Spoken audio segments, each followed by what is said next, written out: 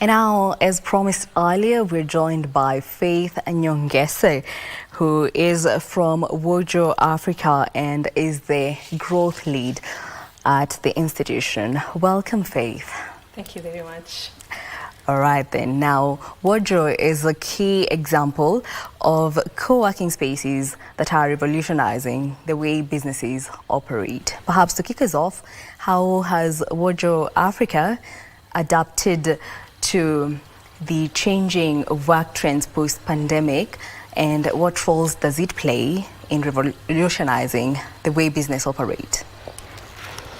Okay, so first of all, we have to acknowledge that post-pandemic, there has been a revolution and a change in work trends, and thus the rise of co-working spaces. So for those who might not know what a co-working space is, it's basically, or simply put, as serviced offices. So what a co-working space does is we provide serviced offices and workstations with shared amenities. So basically we provide a plug-and-play kind of solution to clients who come in with just their laptops, and we provide everything. By everything I mean the internet, 24/7 access, security, printing, bottomless coffee, tea, water, anything that you need in an office without the organization or the company taking up the space, having to endure the office maintenance. All right then. Now, as the growth lead at Wojo Africa, maybe can you share some specific examples of how co-working spaces contribute to cost savings, flexibility, as well as a conducive work environment for businesses? Absolutely. So the first and main advantage of a co-working space is creating convenience. So as I just mentioned earlier, it's a plug-and-play solution. So basically we provide everything for any organization, be it a startup, a corporate, or any other business. We provide everything, and what they do is just they come with their laptops and start their work. So also another convenience of co-working spaces is that we remove the setup cost for the client, and then just to go back to my first point, to make it a plug-and-play solution. So an organization does not need the setup costs, trying to worry where to get space and fit out and all that. So they just come to a co-working space and everything is provided for them. And then also we help with flexibility in terms of lease terms. So again, post-pandemic, of course, the pandemic taught us a lot of things. And during the pandemic, a lot of organizations got caught up in long-term leases that they could not cancel. So hence why after the pandemic, there has been a blow-up in co-working spaces. So it's very flexible. You can take up space for a day, for a week, for a month, for an hour. So yeah, flexibility. Oh, right. Yeah. Now, how does the co-working model, for instance, in startups, contribute to the growth of businesses, especially as a startup?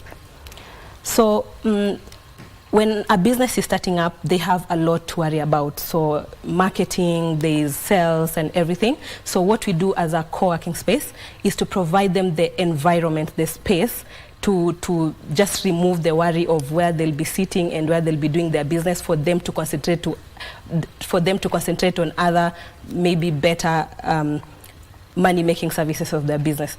Mm-hmm. So you just mentioned that one of the advantages of co-working spaces is eliminating the need for high upfront costs. Exactly. And long-term leases. Now, how does this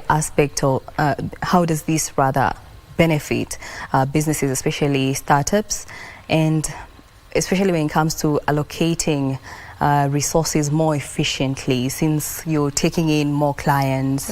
Yeah, how do you ensure that the clients are adequately allocated resources?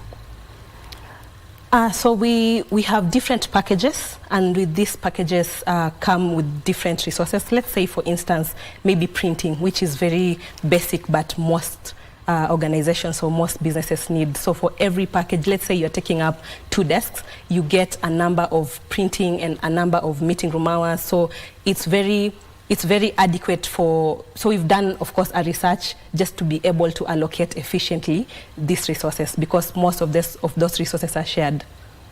All right. Yeah. So just out of curiosity, Do you think most businesses should take on this approach where they don't have to worry about these costs when they want to start up a business, especially the youth when they want to start up various businesses? Perhaps, what is your take on that?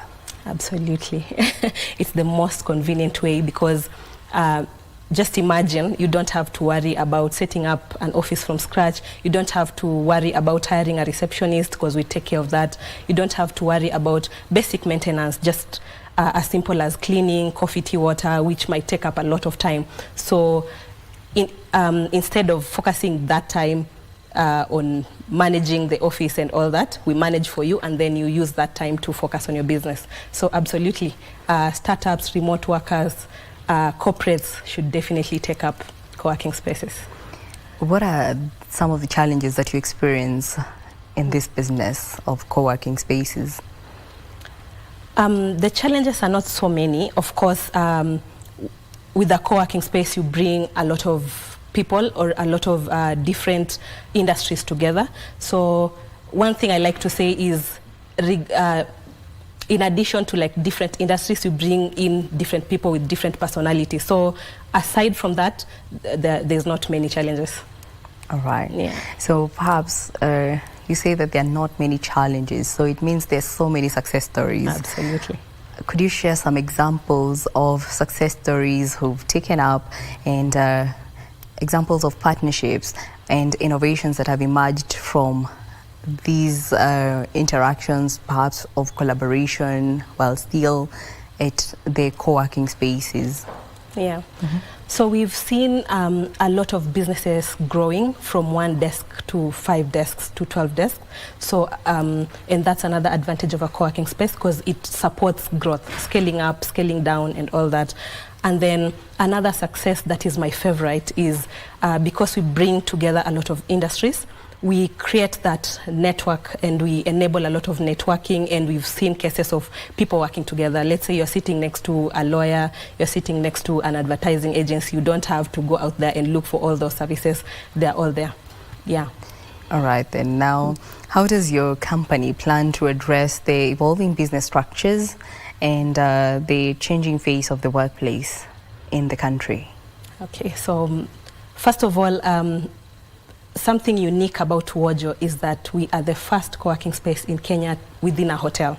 So we have a hotel, the Makio Hotel, which is the former Crown Plaza. So in addition to the office facilities, which are the basic facilities that I've already mentioned, our clients get access to hotel amenities and living spaces, just simple as hotel rooms, gym, spa, all that under one roof. So that is one thing that Wojo is out there to address, and so far so good. We are getting like a really good response on that. Do you have any closing remarks, perhaps something you'd like to add? Absolutely. So yeah, again, just to reiterate on what I've already said, co-working spaces and the revolution of serviced offices in the country is such a positive change, and the growth of brands such as Wojo is such a positive impact on the economy and growth of businesses. So we welcome remote workers, startups, corporates, everyone, basically anyone who needs an office. We've seen guys coming in from multinationals, parastatals, remote workers, everyone. Well, thank you. Thank you so much. Well, that is Faith Nyongesa, who is the growth lead at Wojo Africa. Thank you so much for gracing us with your presence. We've learned a lot, quite an insightful interview.